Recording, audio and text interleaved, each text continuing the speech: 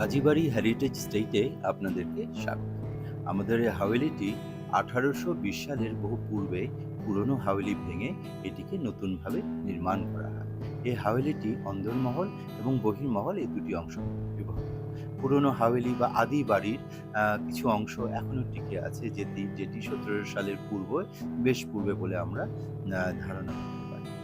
আর এখানে রয়েছে এই হাভেলিটি অনেক পুরনো হওয়াতে এখানে রয়েছে অনেক পুরনো সব ডকুমেন্টস, কাগজপত্র, বিভিন্ন আর্টিফ্যাক্ট।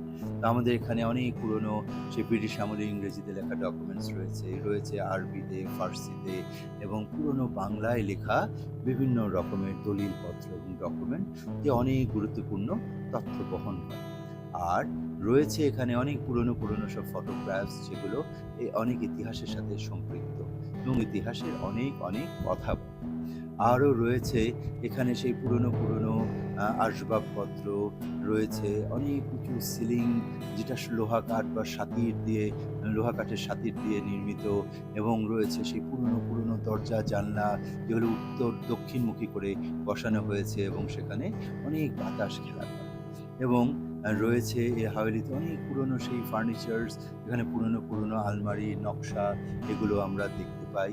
আরও রয়েছে সেই পুরনো আ বিভিন্ন শোকেস, এবং রয়েছে পুরনো সেই বুডোর অ্যান্ড হেস্কিওয়েইনের ১৮৭০ সালে ইউরোপ থেকে নিয়ে আসা সেই ফায়ারপ্রুফ সেফ যেটি আপনার সেই দুটো আ সিন্দুক ঘরের উপরের দোতলার সিন্দুক ঘরটির মধ্যে এখনো বিদ্যমান রয়েছে। রয়েছে সেই পুরনো ব্রিটিশ আমলের সেই ক্রোকারিজ এবং যে পুরনো সিরামিকের সব জিনিসপত্র এবং অনেক কাচের ব্রিটিশ আমলের জিনিসপত্র। এখনো সেই মনোগ্রামগুলো সেখানে উপস্থিত আছে এবং রয়েছে আরো অন্দরের সিঁড়ি রয়েছে, যে সিঁড়ি দিয়ে অন্দরের একতলা থেকে দোতলায় আসা যায়। আরো রয়েছে সেই গ্রামোফোন এবং রয়েছে অনেক ছোট টেবলস এবং সিন্দুক রয়েছে এবং আ নকশাময় চন্দন কাঠের বাক্স যেটির মধ্যে বিটেড কপার দিয়ে নকশা করা। রয়েছে হাতির দাঁতের খিলান সহ মহিষের শিংয়ের বাক্স, যেটির মধ্যে অসংখ্য ক্ষুদ্র intricate ডিজাইন করা রয়েছে।